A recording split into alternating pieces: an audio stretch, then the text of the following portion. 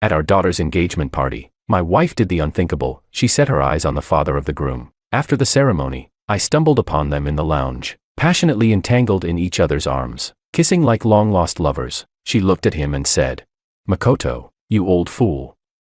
Where have you been all these years? I've been waiting for you to come back for me, for you. I never had children my entire life." Later, without a shred of concern for our decades of marriage or the bond she shared with our daughter, she turned to us and declared, "George, I've spent half my life with you, the rest of my days. I want to chase after the love I lost. Anna, I've raised you for so many years. It's time for you to repay me. Break up with David. I am marrying into the Ito family." At that moment, my daughter and I shared a glance. We had come to the same conclusion. I divorced her. Anna cut ties with her. Let this love-crazed old fool go and taste the bitter reality of love. Chapter 1. Willow, have you lost your mind? Ever since my wife, Willow, reunited with Makoto, the father-in-law-to-be, at our daughter's engagement party, her long-buried teenage love had reignited. Now, all she could think about was rekindling that old flame. Considering our decades-long marriage and the bond we shared with our daughter, I wanted to sit down and talk things through with her. But the moment Willow came back, she immediately demanded that our daughter break up with David. Just because she didn't want a mother and daughter marrying into the same family, it would be seen as a disgrace, she argued. What did I do wrong? I raised her for over 20 years, and now that I need something in return, she can't repay me. Willow was stubborn, completely unmoved. In her heart, there was only Makoto now. Anna, our daughter, pleaded, "Mom, do you really have to turn our family upside down? Dad has been the one raising me since I was little. He cooked for me, did my laundry, attended my parent-teacher meetings. When I applied to college, when I got engaged, was there ever a time you were involved in my life?" Tears streamed down Anna's face, her voice filled with helplessness, trying to evoke even the slightest trace of maternal love from Willow. Willow scoffed, "Humph, you were just a stray I picked up. I'm not even your real mother. So why should I have done anything for you? If it weren't for the fact that I never wanted children, who knows where you'd still be digging through trash right now." Her heartless, selfish words hit Anna and me like a sledgehammer, leaving our heads buzzing. Suppressing my rage, I spoke. "Willow, Anna is my daughter. I will not let anyone hurt her, not even you. Go ahead and be as crazy as you want, but leave my daughter out of it." Willow and I had an arranged marriage. Back then, my mother was gravely ill, and her dying wish was to see me married. A matchmaker introduced Willow to me. She was like a swan that had wandered into a flock of ducks. I was mesmerized at first sight. After our wedding, Willow refused to get pregnant, saying she feared dying on the operating table. I agreed. I thought that even if we never had children, as long as we grew old together, that would be enough. Then one day, by chance, we found Anna. It felt like fate had given us a gift. Willow had always been cold toward her, but I thought it was just her personality and never gave it much thought. But now, she continued. "And you, George, if it weren't for my mother owing your family a debt and forcing me to marry you to repay it, do you really think I would have ever chosen you?" Of course, she was the town's most beautiful woman. Otherwise, she wouldn't have caught the eye of Makoto, the wealthy young master. Unfortunately for her, Makoto's mother disapproved of Willow back then. If not for that, she never would have been forced into marrying me, I replied. "Willow, 4 years, I treated you like a queen. Have I ever once made you do any housework? Every paycheck I earned, I handed it over to you, without keeping a single cent. Haven't I been good to you?" For her, I turned down an opportunity to work at a prestigious international architectural firm, choosing instead to stay in our home country and settle for a modest job as a real estate designer. She frowned. "And you still have the nerve to talk? It's because of you, this pathetic loser, that I've been stuck living in misery for half my life." I had cherished her for decades, yet she called it suffering. Fine. If she thought of our marriage as misery, then I would let her go and chase after her so-called happiness. I said, "All right,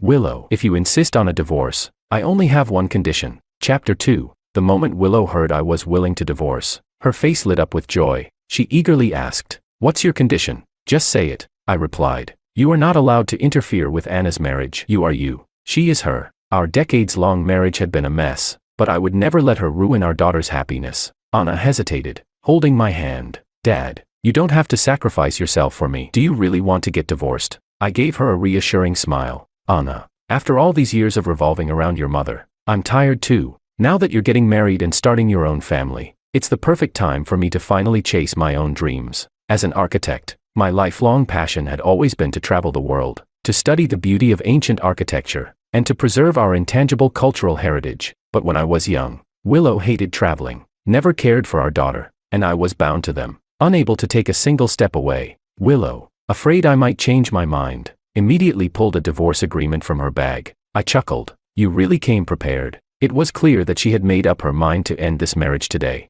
Ignoring my sarcasm, she hurried me to sign the papers so we could finalize the divorce as soon as possible. She was even willing to leave with nothing. Willow was truly determined to throw everything away for her long-lost teenage love. I asked, "You're really taking nothing with you? Not even leaving yourself a safety net? Are you that sure Makoto will marry you?" It had been days since the engagement party, and I hadn't seen any sign that Makoto had serious intentions toward her. It was normal for older people to reminisce about the past, but abandoning one's own children for a decades-old romance, only Willow could do something so absurd. She scoffed. "You don't understand the love between Makoto and me. He came back looking for me years ago, but when he saw I was married, he lost hope and settled for someone else. In the end, it was you who wasted all these years of our lives. Now, his wife has long passed away, and he has remained single ever since, because he was waiting for me." Willow spoke like a teenage girl, blushing as she mentioned Makoto. She had been sheltered by me for so many years, oblivious to the harsh realities of life.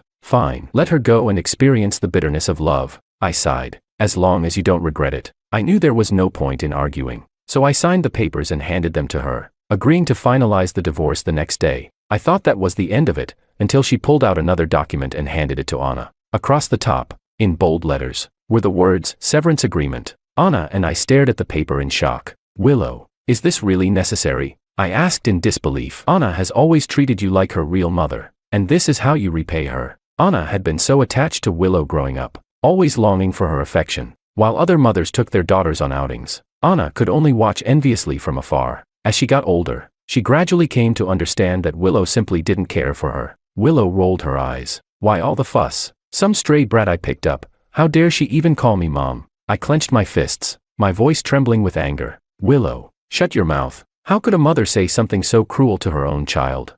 Anna quietly took the document and let out a soft sigh. "Dad, it's fine. I'll sign." With both our signatures on the paper, Willow beamed with satisfaction, exhaling in relief. "From now on, we are merely in-laws," she said with amusement. "If Anna calls me mother-in-law, maybe I'll consider responding." With that, she grabbed her suitcase and walked away without looking back. Anna helped me sit down. I wanted to comfort her, but before I could, she smiled and reassured me instead. "Dad, don't be sad. I'll introduce you to someone better." I sighed. "Anna, after all these years, I no longer care about romance. As long as you're happy, that's enough for me." At my age, I had long learned to let things go. The only thing that truly mattered was my daughter's happiness. I asked, "With all this chaos your mother caused, has David been giving you any trouble?" I worried that our family drama might affect Anna's relationship. She smirked. "Dad, as if he'd dare. Don't worry. Besides, ever since David's mother passed away, he and his father have been more like strangers than family. So no matter what happens between my mom and Mr. Ito, it won't affect David and me." Her words gave me some comfort. I smiled. "Then invite David over for dinner sometime. I'll cook a few dishes and have a drink with him." Anna grinned. "As you command, dear father." Thankfully, Willow had never been close to our daughter, so now that they had cut ties, Anna wasn't devastated, just a little disappointed. But time would heal that. Chapter 3. Before David even had a chance to visit, Makoto arrived first. Seeing him show up uninvited, I couldn't quite figure out his intentions. Was he here to provoke me? Unlikely. He was carrying gifts. Was he here to discuss our children's wedding? Anna hadn't mentioned anything about him coming. I stayed quiet, simply observing as a host should. Before he even finished his first cup of tea, he spoke. "George, I came today to apologize. I just found out about Willow's divorce from you. I never intended to ruin your marriage. Willow and I were just old friends catching up after years apart. Somehow, she misunderstood our conversation." "Ha, old friends. Ha. Since when do old friends reunite by clinging to each other and making out in a back room?"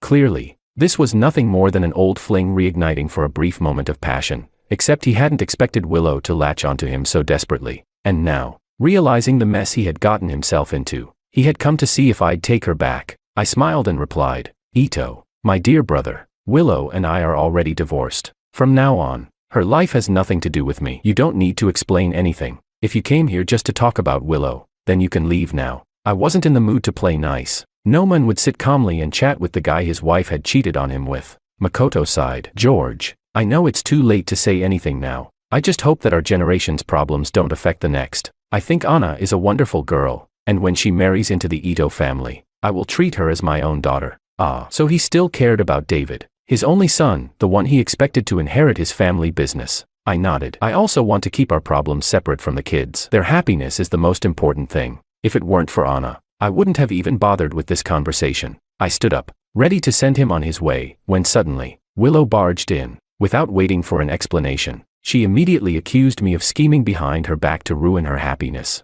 George, you hypocrite, acting all righteous, but scheming behind the scenes, she spat venomously. I shut her down immediately. Willow, this is my home. Watch your words. I told you on the day of the divorce, I won't interfere in your life, and you'd better not interfere in mine. Makoto stepped in to calm her down, trying to reason with her. Willow, I came here to tell George that I never intended to break up your marriage. I was just reminiscing about the past. I never meant to start over with you. When I saw you with a happy marriage and a loving daughter, I was genuinely happy for you. Besides, with our children getting married, this is already a way to make up for the regrets of our youth. Willow looked at him in disbelief. No, Makoto, you told me you had been waiting for me all these years. You never remarried because of me. She clung onto him desperately, as if he were the last piece of her lost youth. But Makoto only sighed. Willow, you misunderstood. When we were young, we thought our feelings would last forever. But we're old now. Why keep clinging to the past? His voice carried nothing but exhaustion, with no trace of the so-called love he once claimed to have.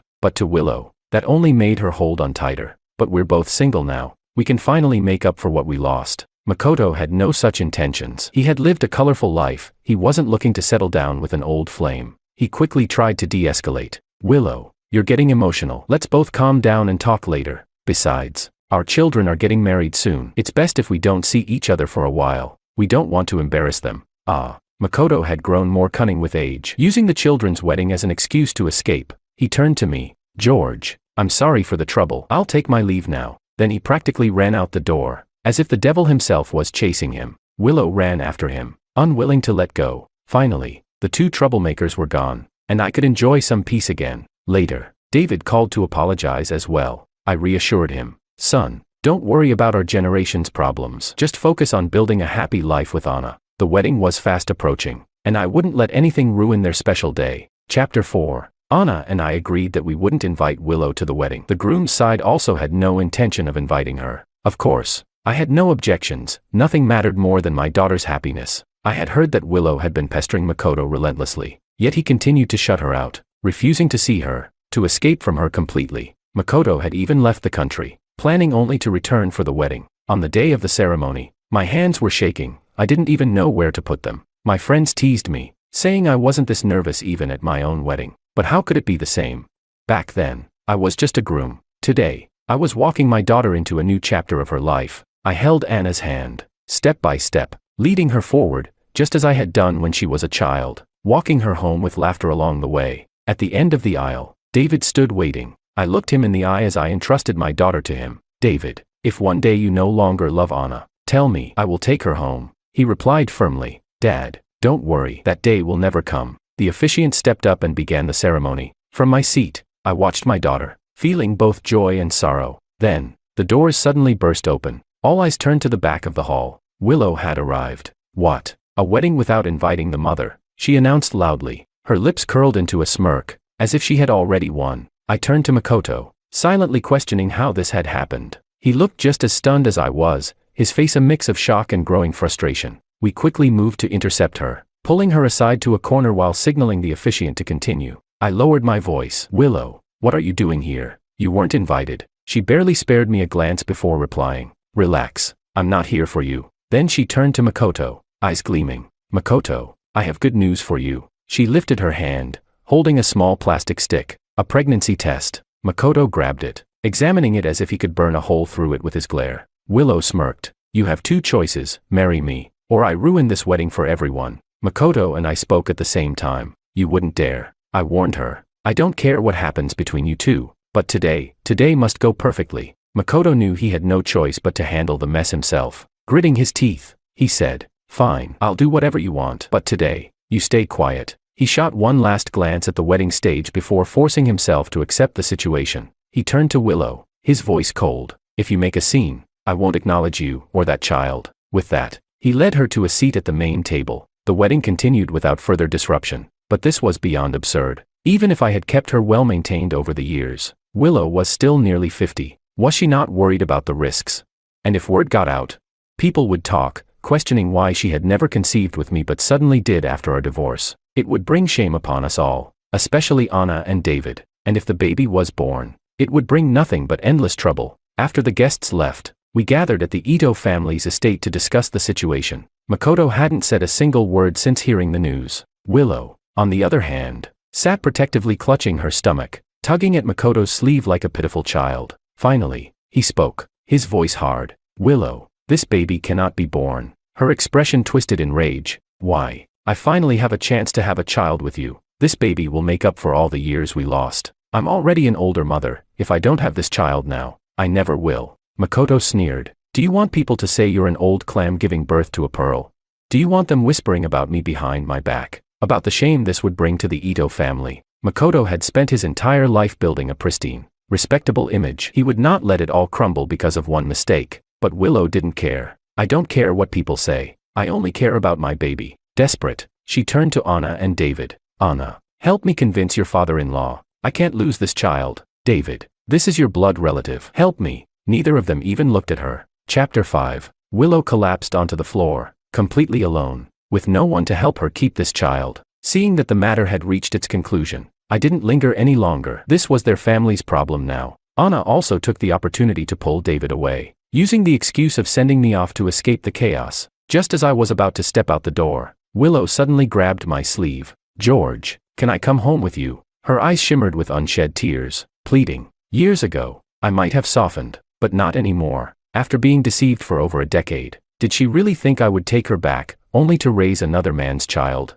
I shook her hand off. Willow, this is your home now. Without looking back, I walked away.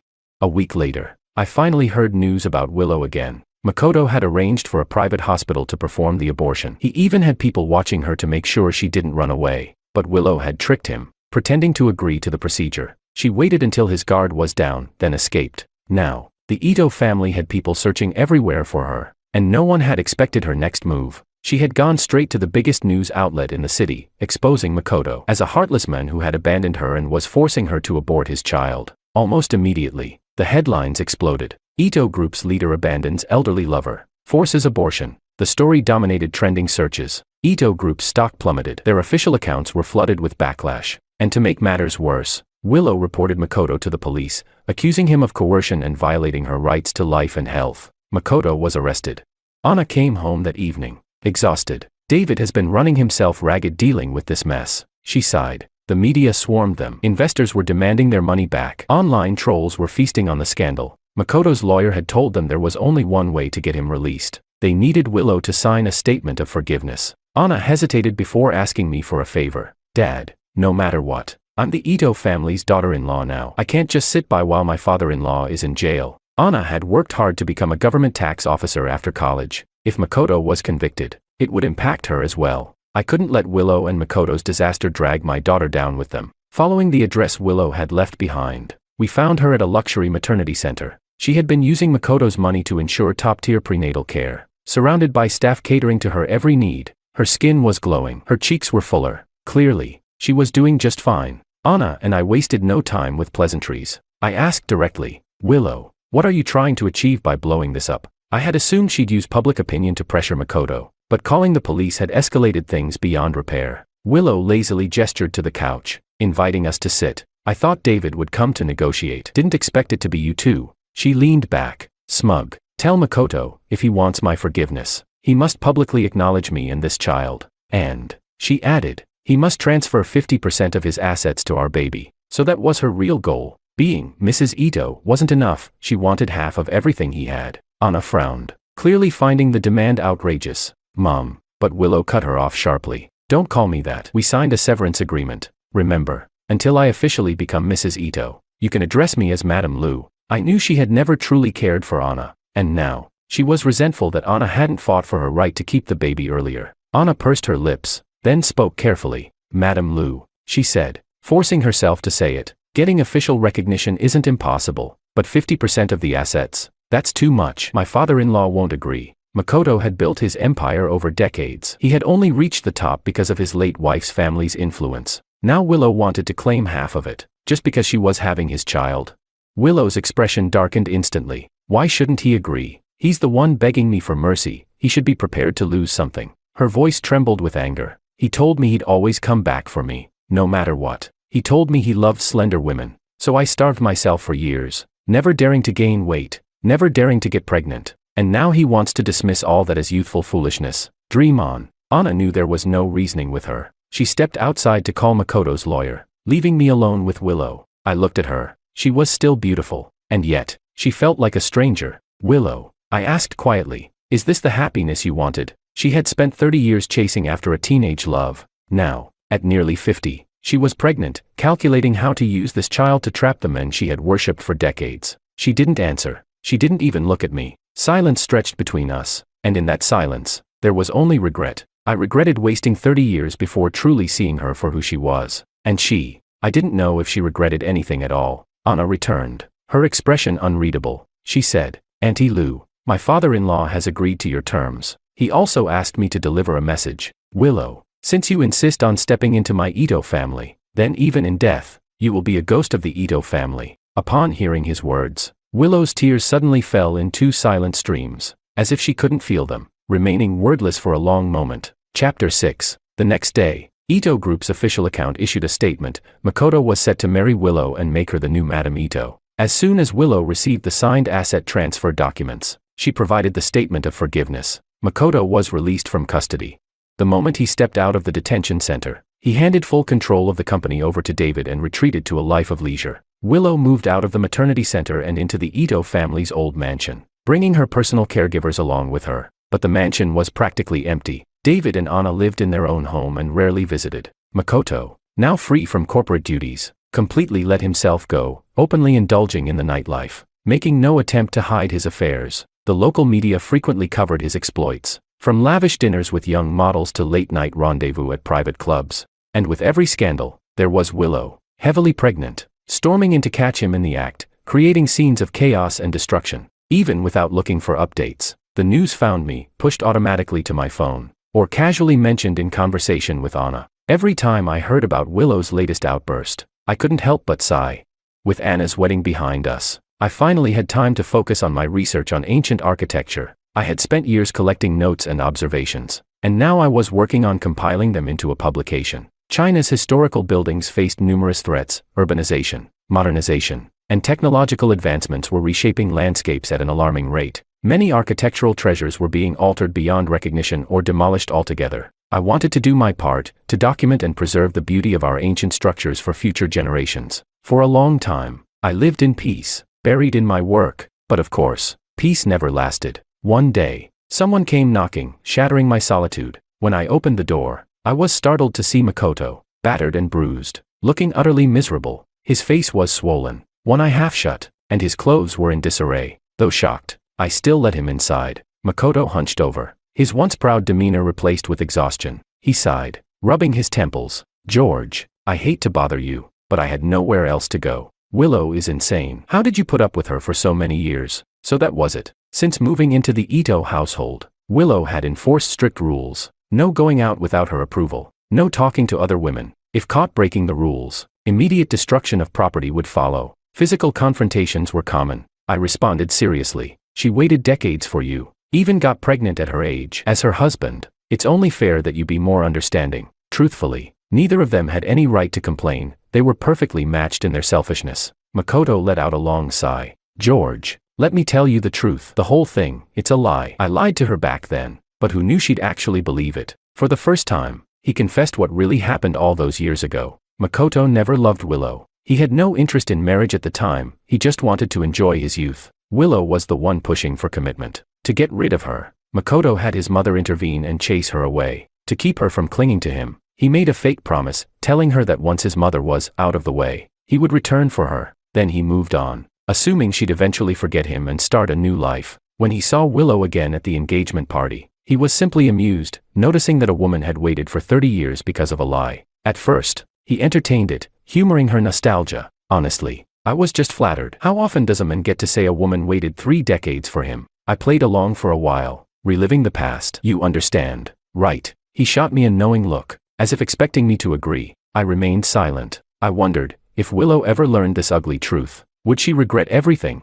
But perhaps it was too late for regrets. I gave him a polite smile. Well, for the sake of the baby, You should take better care of her. Makoto, however, wasn't concerned. His lips curled into an inscrutable smile. A child is only a child if they are born. George. His voice was low. I wasn't sure I had heard him correctly. Before I could question him, he stood up, stretching. He only stayed for a short while before leaving. I watched him disappear into the distance, and for the life of me, I couldn't figure out why he had come here today. Chapter 7. A while ago, one of my research papers won a gold award in a prestigious journal, but instead of receiving my certificate directly, it was sent back to me by Willow. She explained, "You were still using my old email address. The organizers contacted me to collect it." Hearing this, my first thought was to change my email address immediately. Willow, however, continued talking. "George, I'm really happy to see you rekindle your passion for architecture." She spoke as if she were reminiscing about old times. "I remember how you used to spend your free time talking to Anna and me about the history and features of different buildings.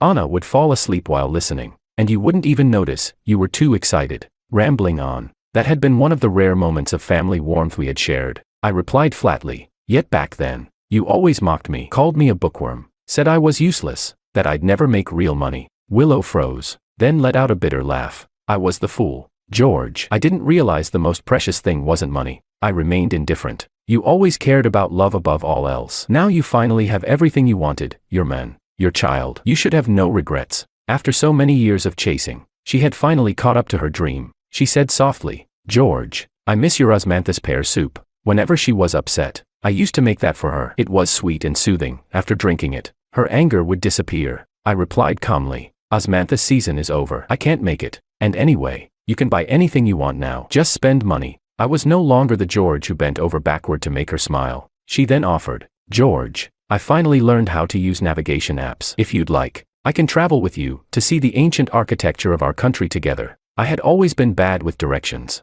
and in the past, I would often tell Willow that after Anna got married, we could finally travel the world together, but she had dismissed me back then. "Go by yourself," she had said. "I don't like traveling. It's too tiring." Now, she offered to go. I declined. "No need. I've already learned how to navigate, and I've found friends who share my love for travel and ancient architecture. You should focus on taking care of your child." She had made her choice. Now she needed to live with it. Willow looked at me, her eyes turning red at my rejection, but I felt nothing. I remembered how she had looked at Makoto when they reunited, eyes just as teary, just as full of longing. How ironic. Then she hesitated before speaking again. "George, I regret everything. Would you?" I cut her off immediately. "I wouldn't." Whatever she was about to ask, I didn't want to hear it. "You should leave and don't come back." I had no place for her in my life anymore. Willow trembled as she got up, walking toward the door. She kept glancing back, hoping I'd call her back, but I didn't. When the door shut behind her, she stood outside for a long time before finally leaving. Later, Anna heard about Willow's visit and worried I might have softened. I reassured her, "Anna, you're the only one in my heart now. That, and my passion for ancient architecture." Following the success of my last paper, I continued publishing more research. Then, one day, I received an invitation from Capital University to be an honorary lecturer. I was so excited that I couldn't sleep for nights. Anna teased me, "Dad, they say if you fail in love, you succeed in your career." Standing at the front of a classroom, sharing my knowledge and passion with the younger generation, it was a dream I never thought I'd achieve, but now, it was real. And with that, I had no more regrets in this life. Chapter 8. After confirming my start date with Capital University, I began preparing to pack my things. The school provides accommodation, so after more than 30 years away from campus, I finally have the chance to return to the halls of art. No one can understand how excited I am. Ring, ring, ring. I picked up the phone. "Dad, Aunt Willow's had an accident. She's in the hospital." Anna's voice came through the receiver. It turned out that Makoto had actually brought his mistress back to the old family house for the night. Willow couldn't stand it and got into a fight. The other woman didn't hold back and directly shoved Willow. She fell and started bleeding. The scene was chaotic. By the time they got her to the hospital, she needed emergency treatment. The baby was in a difficult position to deliver. The doctors tried their best, but the child was both premature and had suffered an impact. The baby was born without breathing. Because Willow was an older pregnant woman, the push caused severe hemorrhaging,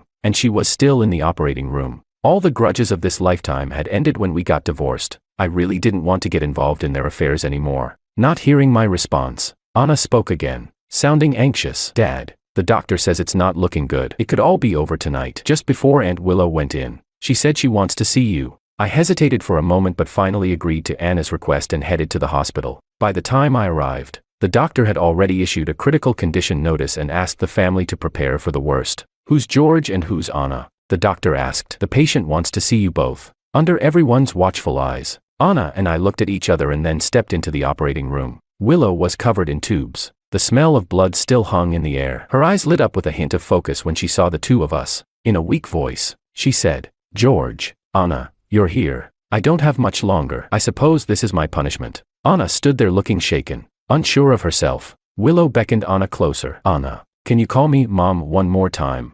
Anna opened her mouth, but no sound came out. Seeing this, tears slid down Willow's cheeks. "It's all my fault," she said. "I held on to something I shouldn't have and ruined myself. I'm about to die. Are you two still going to hate me? You won't forgive me? Just because you're about to die, does that mean the harm you did to us never existed?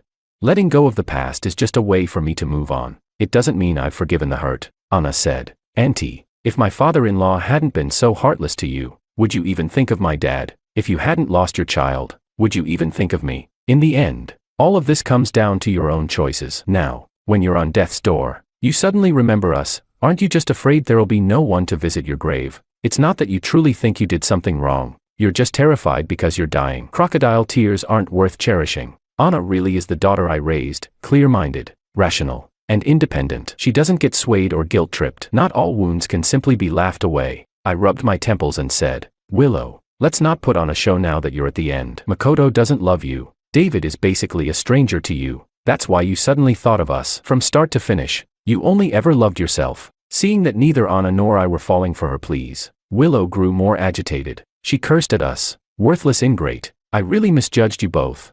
Anna and I looked at her current situation and no longer felt bound by the past. We were finally free to start new lives. Later, Willow did end up seeing Makoto. Nobody knows what she said, but Makoto fainted right there in the operating room. Eventually, Willow passed away. Makoto didn't hold a funeral for her. Even the cremation was done in a rush. After that, he rarely went out again. Chapter 9. I said goodbye to Anna and David, arrived at Capital University, and began my new life in my later years. My days were filled with preparing lessons, teaching, and planning trips with my colleagues. During my travels, I carefully documented the condition of ancient architectural sites and drafted feasible maintenance plans for their preservation. Life was fulfilling and romantic. Anna would occasionally visit me, sharing updates on her life. It was during one of these conversations that I finally understood what Willow had done to Makoto. She had seen through Makoto's true nature and, as an act of revenge, deliberately arranged for him to contract HIV. Now, Makoto was in the late stages of the disease. Adding to that, the stroke he suffered from his previous collapse had left him paralyzed in bed,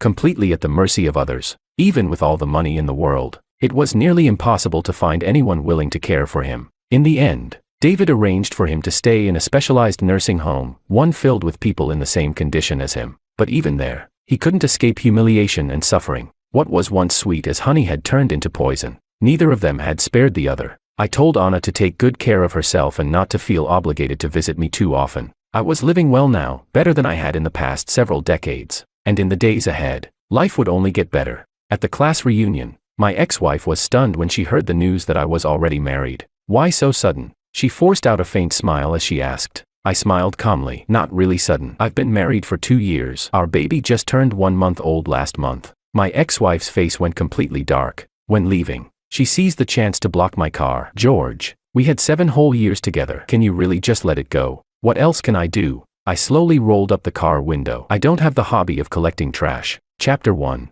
At the class reunion, everyone was happily chatting. The class monitor came over to persuade me to drink, but Willow stopped him for me. "He's allergic to alcohol. I'll drink for him." As soon as her words fell, the whole table went silent. Only then did Willow realize, we've been divorced for a long time. Chapter 2. I met Willow back in high school. Her family background was modest, and her father was an alcoholic. Whenever he was drunk, he would take it out on her. Whenever she was beaten, she would hide in the corner of the school building's open space and cry quietly. That was where I first got to know her. At that time, she had a scrape on her forehead, and I handed her a band-aid. She smiled and said thank you, but tears were already breaking through. From then on, we started to have contact. She gradually became more cheerful. Sometimes, we would meet at that open space, talk for a while, or review schoolwork together. I carefully held her hand, and she didn't resist. Instead, she squeezed back tightly. I asked her if she had decided which university to apply for. She said, wherever I studied, she would apply there too. During that period,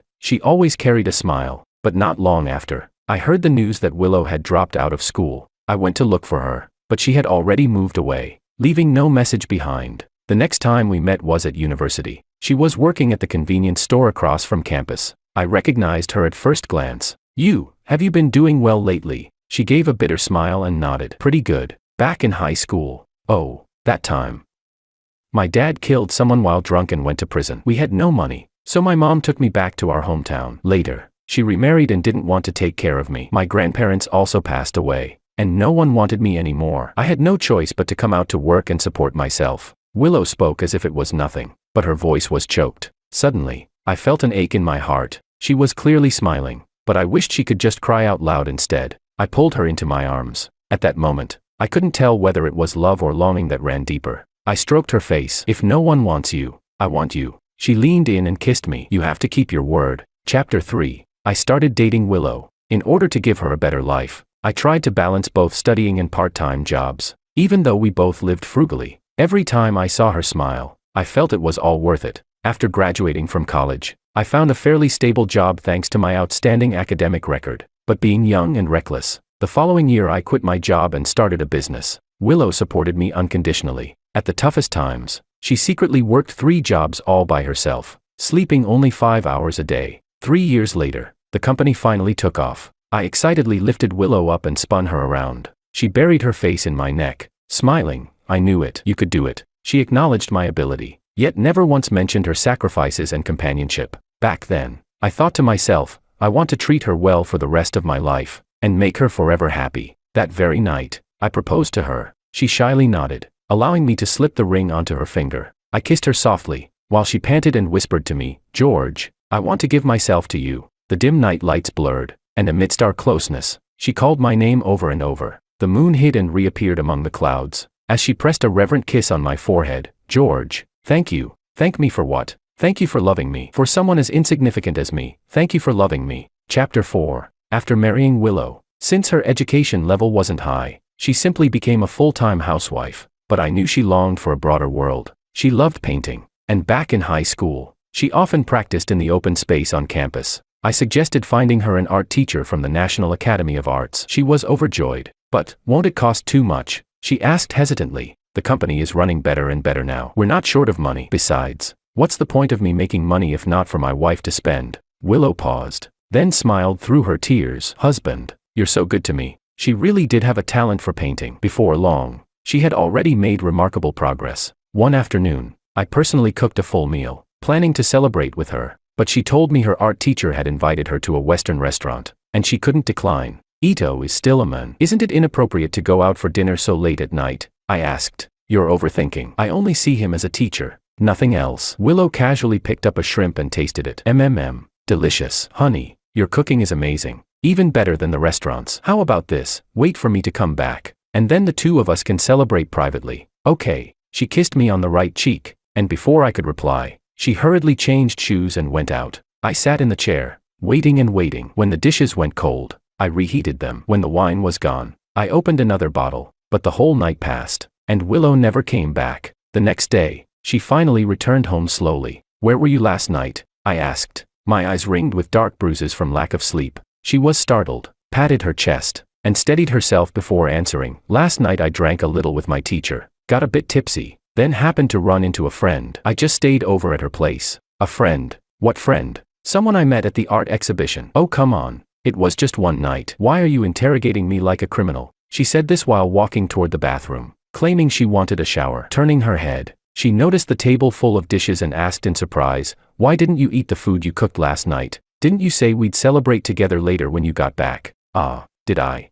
Willow frowned slightly, thought for a moment, then smiled. Oh, I must have forgotten. Never mind. It's nothing valuable anyway. Just throw it out. We can eat out later. Chapter 5. In my impression, Willow had always been a thrifty and simple person. Since childhood, she had lived under the shadow of her original family. She never had enough to eat or wear, and because of that, she especially cherished food. Back in high school, when I first brought her breakfast, I hadn't considered how small a girl's appetite might be and bought it according to my own portion. Every time she couldn't finish, she would secretly stuff the leftovers into her drawer. One time, a classmate knocked over her desk, and her steamed bun fell to the ground. covered in dust. Others wanted to throw it away, but she picked it up silently and ate it. After we got married, life became better and better, but Willow still kept that habit. Even if she was full, she would never leave any leftovers. She said, "I don't have a degree, so I can only stay at home and rely on you to support me. You work hard to make money every day. How could I have the right to be picky? Besides,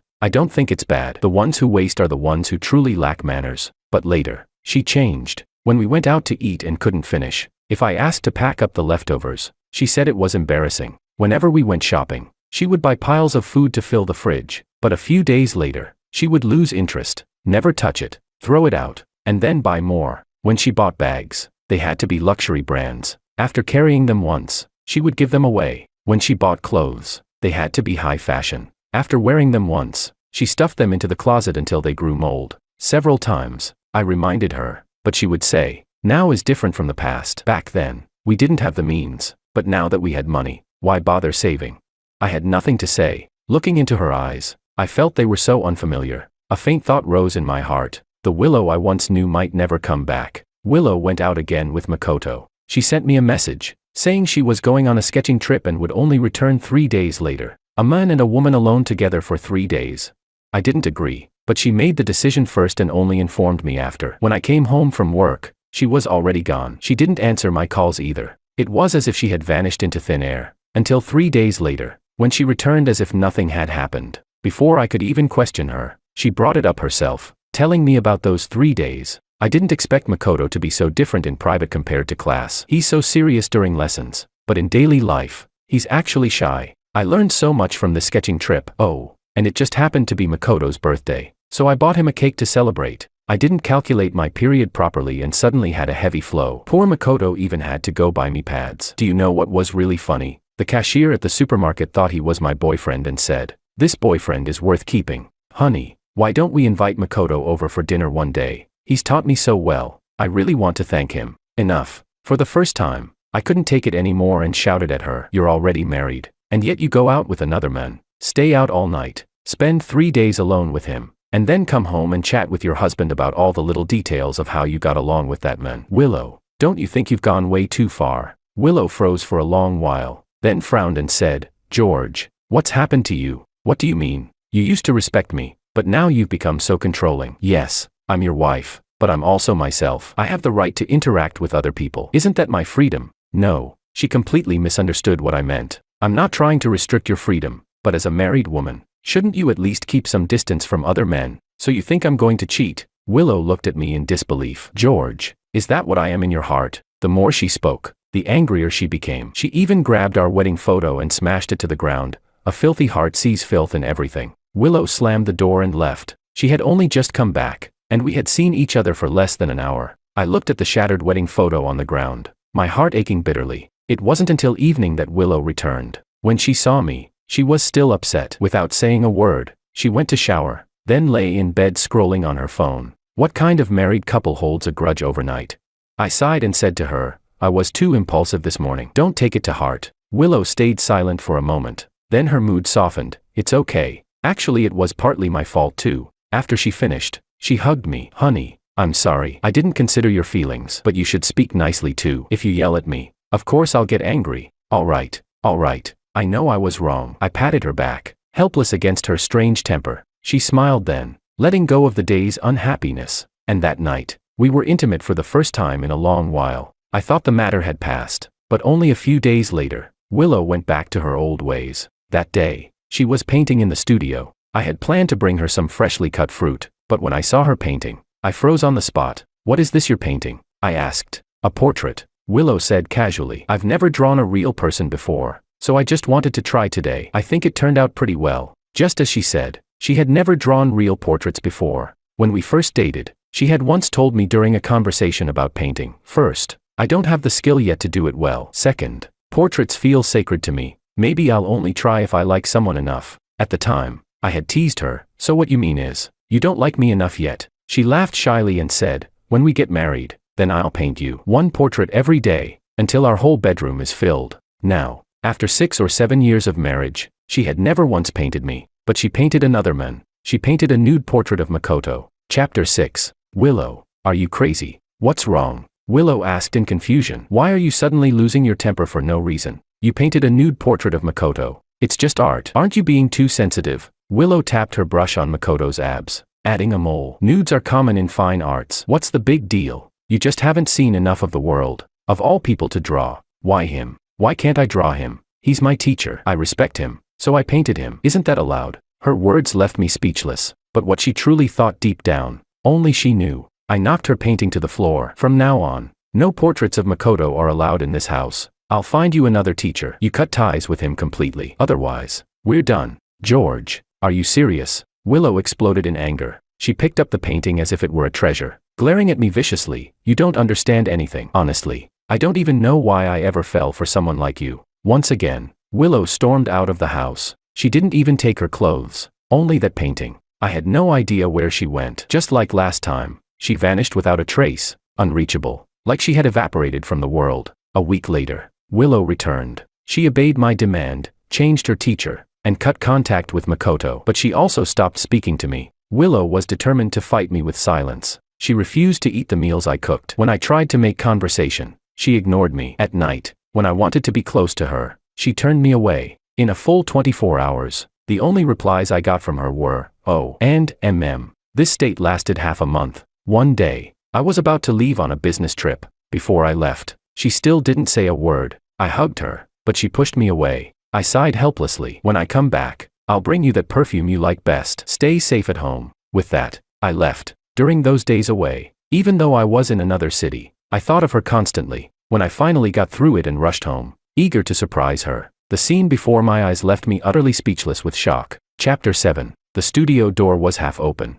Inside, Willow was completely naked, posing as a model for Makoto's new painting. In an instant, I felt my entire body surge with blood and rage. I shoved the door open and shouted at them, "What the hell are you doing?" Willow panicked when she saw me, hurriedly pulling on her clothes. "I'm just modeling for Makoto. Don't get the wrong idea. It's all for art." "Yes, Mr. Wong. I think you should understand." "Right," Makoto added on the side. Before, it was Willow painting Makoto's nude. Now it was the other way around, Makoto painting Willow's nude. Was it really art, or just an excuse for flirtation under the cloak of art?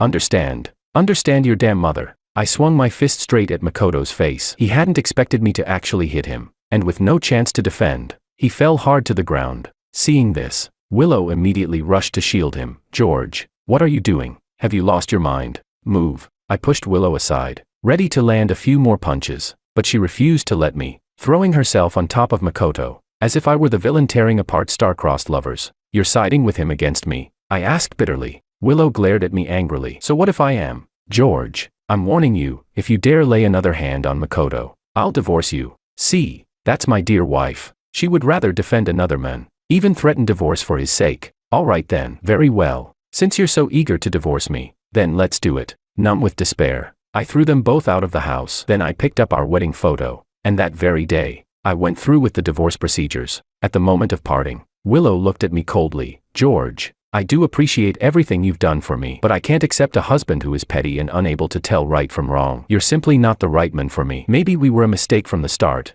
petty and blind to right and wrong." I laughed bitterly. Yes, it really was a mistake from the very beginning. Chapter 8. Back to the present. Coming back to her senses, Willow awkwardly put down the wine glass and withdrew her hand. Yes, Willow's right. Look at me. I totally forgot, it's been so long since we last met. The class monitor stepped in to smooth things over. "George, I'm sorry, my bad." "It's fine." I smiled and nodded. "It's not that serious. I can still drink a little beer." Willow stayed silent by my side. After a few rounds of chatting, David brought up my wife. "Oh right, why didn't Anna come?" "Today the maternity nanny had the day off. She's at home with my mom, taking care of the baby." "Anna." Willow caught the unfamiliar name and couldn't help but ask in confusion. "Ah, maybe you don't know yet. George is married now." Willow froze instantly. It took her a long while before she finally forced out a faint smile and asked me, "Why so sudden?" "Not really sudden. I've been married 2 years already. Our baby just turned 1 month old last month." Throughout the whole gathering, Willow absent-mindedly sipped her drink without saying a word. When it finally ended, she stopped me. "Have you been doing well these past few years?" "Not bad. And you, Anne?" "Anna. How did you meet?" "Through a blind date." "Oh. Through a blind date." Willow visibly let out a sigh of relief. "Makes sense. Once you reach the age, even if you don't like it, you still have to settle down." "You're wrong. What do you mean? Willow looked at me puzzled. I smiled lightly. It's not about just making do. I really like my wife. Willow froze in place. If there's nothing else, I'll be going now. I ignored her and got in my car. Just as I started the engine and pulled out of the parking spot, she rushed after me. George, let's talk. Talk? About what? Talk about how she ran off with Makoto, only to be abandoned by him in less than 2 years. Or talk about how she wants to come crawling back to me now, hoping to rekindle what we once had. I looked at her calmly. I don't think we have anything to talk about. Just as I was about to step on the gas, she cried out anxiously, George, we had 7 whole years together. Can you really just let it all go? What else can I do? I slowly rolled up the window. I don't have the hobby of collecting trash. Chapter 9. When I got home, my wife was waiting for me. Welcome back. Anna smiled gently, helping me take off my coat. I sent Mom to bed first. The baby is still fussing. You've worked hard. I kissed Anna on the forehead, then went into the room to see our little one. The moment my son saw me, he burst into giggles. I pinched his cheek playfully. So you're the one keeping Mommy awake? Huh. Lucas must have missed you. Look, the moment he sees you, he's all smiles. Just now he was whining. Anna gazed at him with tender eyes and smiled. This age is exhausting. I held my son in my arms, soothing him to sleep. Then I told Anna to rest while she went to ladle me a bowl of fish soup she had kept warm. So the two of us sat at the dining table, sipping fish soup, chatting about the little funny things that had happened today. I don't know when it started, but in the quiet of late nights, sitting face to face and talking like this had become a habit between us. She'd talk about going to the supermarket and stumbling into a buy one get one deal. I'd talk about how my coworkers teased me at the office for having the world's happiest lunchbox because Anna had packed it. Small, trivial things, yet when spoken by someone you love, they became endlessly amusing. This was something I never had with Willow. She would only complain that I was too wordy, too childish. Now that I think about it, those were all just excuses. Someone who truly loves you would never think you're annoying. Never mind if you're wordy or childish. Even if she just told you about grocery shopping at the market, you'd still find it adorable. George, let's go on a date tomorrow. Anna looked at me with bright, expectant eyes, smiling sweetly. Since Lucas was born, we haven't gone out just the two of us. Mom already said she'll help take care of him for a day. She was right. It had been far too long since we had our own little world. I ruffled her hair and agreed. Okay. Chapter 10. The next day, Anna and I tidied ourselves up and went out together. We strolled around the shops for a while, then decided to eat at a restaurant across the street. But as soon as we walked in, I spotted Willow sitting in the corner. What rotten luck. What do you mean you don't care anymore? Makoto, this isn't what we agreed on. Don't give me that nonsense. Even if we split, there's no reason to pull out your investment this fast. Right, you made plenty of money off my art exhibition, and now you want to screw me over like this. Aren't you afraid of karma striking you down? Willow was eating while angrily talking on the phone, then slammed it down and turned, only to see me bringing Anna into the restaurant. She froze for a moment. I ignored her and chose a seat. What do you want to eat? Anna smiled and handed me the menu. Anything's fine. You choose. All right. She flipped through the menu while speaking. Let's get the braised eggplant, and a plate of spicy shredded potatoes, 2 fresh juices, and 1 main dish. How about the seafood pot? You love shrimp. Anna ordered all my favorite dishes. After ordering, she carefully rinsed the bowls and chopsticks for me, smiling with narrowed eyes. George, doesn't this feel like when we first started dating? We'd always go out to eat, not for any special reason,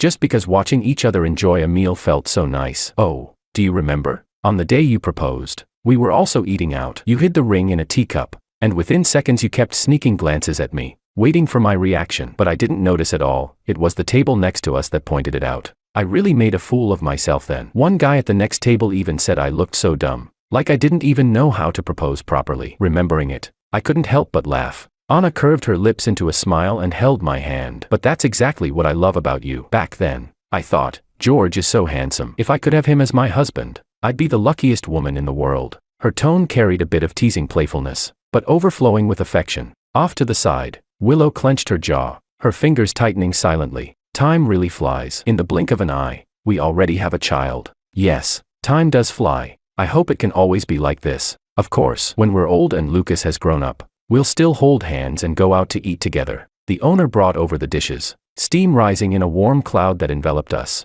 Amidst the noise of the restaurant, we only had eyes for each other. Chapter 11. Willow couldn't hold back any longer and hurried over to our table. George, what a coincidence. Running into you here. Her smile was fake. Her face was clearly drooping, yet she forced her lips into an upward curve, making it look twisted and unnatural. Without hesitation, Willow sat down across from us and greeted us as if she belonged there. Anna looked a bit stunned. And you are? Oh. Almost forgot to introduce myself. Willow deliberately gave me an ambiguous glance before shaking Anna's hand. I'm George's friend. So you're George's friend. Anna quickly poured her a cup of tea. What a coincidence. What are you doing here? I asked warily, my tone already carrying a hint of dismissal. But Willow ignored me, clinging to Anna's hand as she began chatting. You must be George's wife, right? You're really beautiful. Oh, not at all. Anna waved her hand modestly. She was a smart woman. From my tone earlier, she had already sensed something was off, so naturally she kept her guard up toward Willow. She tried to pull her hand back, but Willow held on tightly, refusing to let go. I'm not just flattering you, you really are pretty. Prettier than George's ex-wife.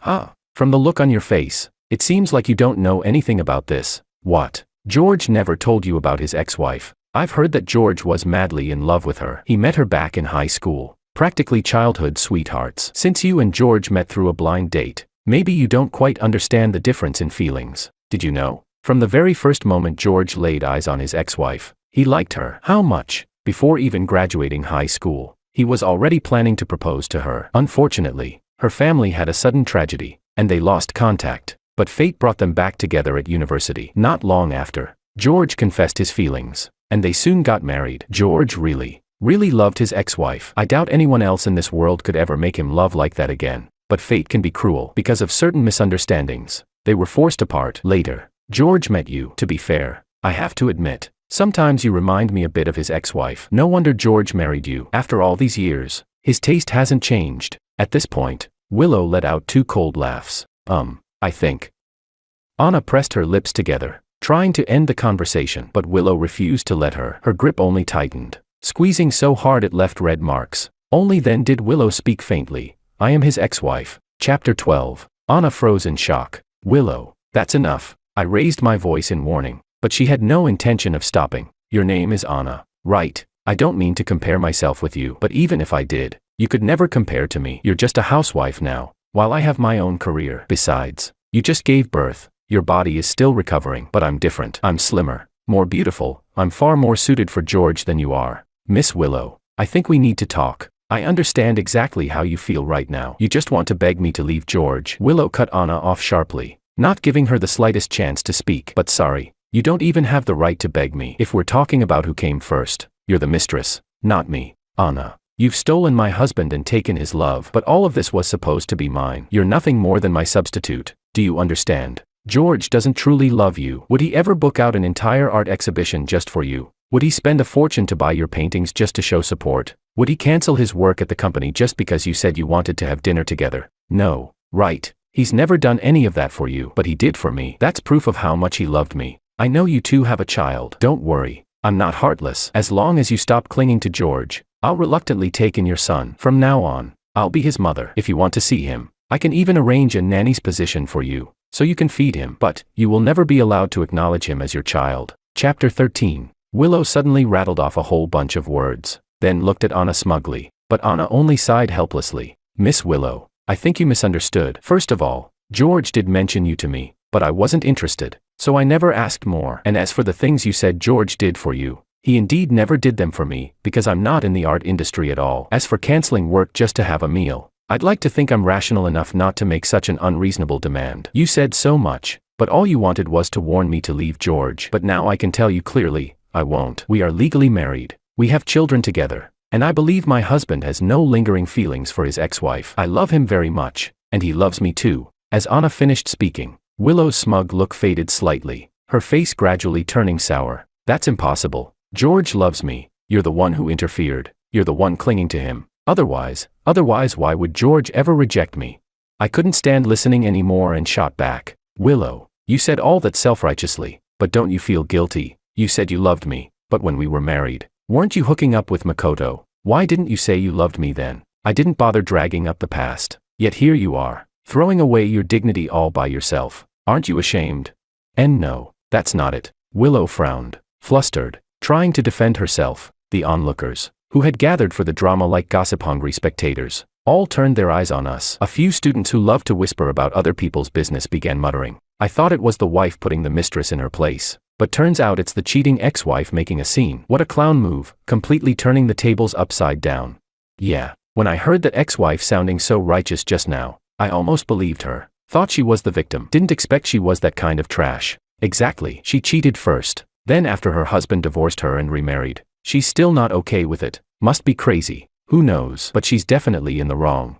Hearing the whispers around her, Willow's expression darkened completely. Face pale with anger, she muttered unwillingly, "George, I know you still have feelings for me. You're just resentful I chose Makoto back then. Or maybe she's holding you down with the child. I can give you a child too. I can give birth for you too." I was too disgusted to keep listening. I casually picked up the water glass from the table and splashed it at her. Caught off guard, she was drenched, standing there in shock. I looked at her with disdain. "This is a public place. Don't be pathetic." Then I stood up, took Anna's hand, and walked away. Chapter 14. Back home. I took the initiative to apologize to Anna. "It's my fault. I know you love eating at that restaurant. So when I saw her I just pretended not to know her. I didn't expect she'd suddenly go crazy." "I know." Anna nodded, with no trace of blame in her tone. "Honey, this isn't your fault. We've done nothing wrong. She's the one who cheated. She's the one making a scene. You don't need to take responsibility for someone else's mistakes, but you." "I'm fine. She says what she wants. I hear what I want. Look, I didn't lose a piece of myself, did I? Besides,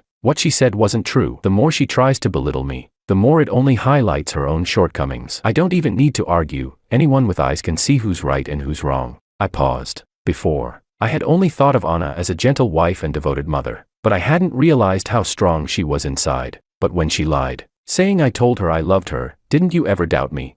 Of course not. When we first started dating, you were upfront with me that you had been married once before. I still chose to marry you. That was my own decision. Since we became husband and wife, we should be understanding of each other, shouldn't we? Besides, I've said it long ago, I trust your character, wife. Thank you. I pulled Anna into my arms. Between husband and wife, what's the point of saying thank you? Anna gently patted my back, comforting me. After that incident, Willow didn't show up again, and our days were relatively peaceful. Just when everyone was starting to forget about her, she suddenly came knocking at our door. Anna was stunned to see Willow when she opened the door. "Wife, who is it?" I walked over, and when my eyes met hers, my face instantly darkened. "What do you want this time?" "At the very least, I'm your ex-wife. How can you treat me like this?" Willow let out a bitter laugh, then handed the exhibition tickets in her hand to Anna. "I mean no harm. I just want to invite you both to my art exhibition." "We're not interested." I pulled the tickets out of Anna's hand and stuffed them back into Willow's. Just as I was about to close the door, Willow blocked it with her arm and forced it open. "It's just an invitation to an art show. Can't you even accept that? George, do you really need to be so heartless?" I laughed coldly. "You show up harassing me and my wife every other day. The fact I haven't called the police is already me giving you face. Haven't I made myself clear enough? Willow, I already have a wife and child. I don't take trash back into my life." Willow's mouth parted slightly, her expression blank as she stared at me. "In your heart, I'm nothing but trash."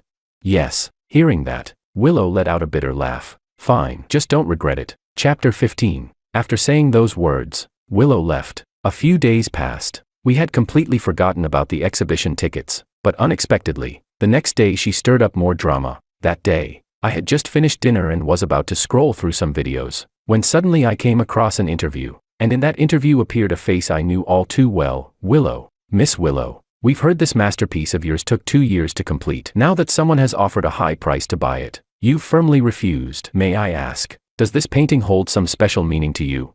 The reporter held the microphone toward Willow. Willow smiled faintly, answering vaguely, "It does have a special meaning. This painting contains my love and longing for someone. We knew each other when we were young and fell in love. But unfortunately, it seems, he no longer loves me. We also heard some rumors that the man you love might be your ex-husband. If that's the case, does that mean the reason for your divorce was because he cheated?" Willow sighed sorrowfully, then looked toward the camera with a faint smile. "Please don't speculate too much. I just wanted to express my feelings through painting. I don't dare think too much about the rest. He is already remarried, and I don't want to disturb him further. It's better to leave him some dignity." Chapter 16. Oh my God, shocking gossip. I'd heard before that Willow, the talented artist, had been divorced. I thought it was just because love faded. I never imagined it was because the man cheated. Shameless. She treats him so well, and even now she refuses to reveal his name, still trying to leave him some dignity. Girl, you're too kind. Scumbag. Cheated and remarried. Don't tell me his new wife is the mistress. Gross. That's disgusting. This world has gone insane. Even someone as outstanding as Willow gets hurt by a trash man. Men should just all disappear. Women can even have babies without them now. Their only advantage is gone. The comments section exploded, all pointing fingers at me and Anna. In an instant, Willow had turned herself into the victim. My phone rang. It was David. I picked up. George, did you see that video on the headlines? Yeah, I saw it. What the hell? No, seriously, how could Willow be like this? She wasn't like that before. Back in college, when you two were together, didn't all of us brothers take care of her? Even after you divorced, we still called her a few times, told her if you bullied her we'd back her up. She swore back then that it was just love running its course. So why is she suddenly turning around and slandering you like this? If I hadn't heard the truth about your divorce from Luis, even I would have been fooled. Damn it, she's got no shame at all. George, don't worry. If it really comes down to it, we can record a video and post it online. Explain the whole story. We can testify for you. David, thank you. Come on, don't be so polite with me. But right now I can't come out and clarify things myself. When we split, I divorced her directly. I don't have evidence of her cheating. Even if you all testify for me, those people just looking for drama will say we're lying and making excuses. Then what should we do? Just let you take all the blame? Of course not. Don't worry. I can handle this. Tell the guys not to worry. I'm fine. Really. We've been friends for so many years. Don't lie to me. If you can't hold up on your own, we'll figure it out together.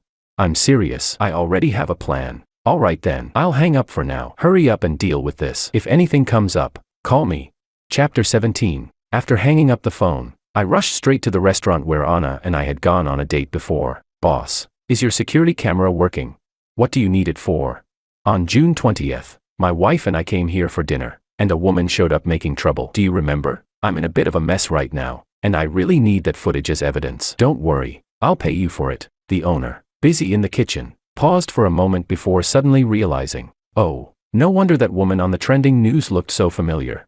Yes, exactly, that's her. Sorry to bother you during work, but I really need it. Well, young man, it's not that I don't want to help, but the cameras were broken that week. They just got repaired today. So that's how it is. With Willow twisting the truth and no surveillance footage to clear myself, it looked like a tough battle was ahead. Just as I was worrying, a college girl nearby leaned over. Hey, I heard you asking the boss about the footage. Yes, why? Excited, she grabbed her friend's arm. I was here that day too, and I recorded the whole drama on my phone. Want it? My eyes lit up instantly. Really? Totally real. The girl opened her phone and showed me the video. The footage was complete, from beginning to end, without a single cut. Perfect. I asked her to send me the video and offered payment, but she refused. She only asked me to buy milk tea for her and her friend. After getting their drinks, the two of them left, whispering to each other with a laugh. Now we get to watch the drama unfold again. Once I had the video, I quickly uploaded it online. The internet erupted. Oh my god, what a shocking twist. Willow the beauty has totally fallen from grace. Unbelievable. She cheated, then framed her ex-husband. Poor guy was innocent the whole time. Morally bankrupt. Absolutely shameless. And this kind of person can still be a public figure, holding art exhibitions. What a joke. Willow's reputation collapsed overnight. She was drowned in curses from every corner. She hit the trending list again. But this time, the headline read, "Disgraced painter, cheating ex-wife exposed." Chapter 18. Overnight, all of her exhibitions were cancelled. She was blacklisted from the art world, and her funding was cut off. Willow panicked. She thought of calling me. George, I was wrong. I lost my mind back then. Please forgive me. All right, let's settle this privately. I'm begging you. First, she cheated. Then after being dumped by her boy toy, she shamelessly came crawling back. Knowing I had remarried, she still refused to give up, even flaunting herself in front of my wife. When I scolded her, she lashed out in humiliation, and later used shady tricks to smear me. Now that she'd been exposed, she suddenly wanted reconciliation. Willow, do you have no shame? I sneered into the phone. Silence followed. That restaurant was where I had first met her. Unwilling to give up, Willow said, I only ended up like this because I loved you too much. I'm better than Anna in every way. I've known you longer than she has, yet you still chose her. George, how cruel you are. You really are unbelievable, I said with a bitter laugh. All you do is insist Anna is beneath you, and claim I don't love you, that I chose her instead, and yet you keep silent about your own cheating. Say something often enough, and you end up believing your own lies, don't you? Stop making excuses for your betrayal. You brought this upon yourself. You deserve to be despised for the rest of your life. With that, I hung up furiously. Another night passed. The scandal over Willow's exhibition escalated further. Someone pointed out that the painting she mentioned in her video had actually plagiarized another artist's graduation project. The original artist posted their work online alongside Willow's. The resemblance was undeniable. Willow was once again cursed across the trending lists. Now she even faced the likelihood of paying a huge settlement for plagiarism. After this incident, Willow's career was utterly destroyed, and her reputation completely ruined. She became like a rat everyone loathed at the sight of. At last, I returned to a calm and peaceful life. Anna and I lived simply, raising our son, content and happy. I thought, this kind of life will surely continue forever.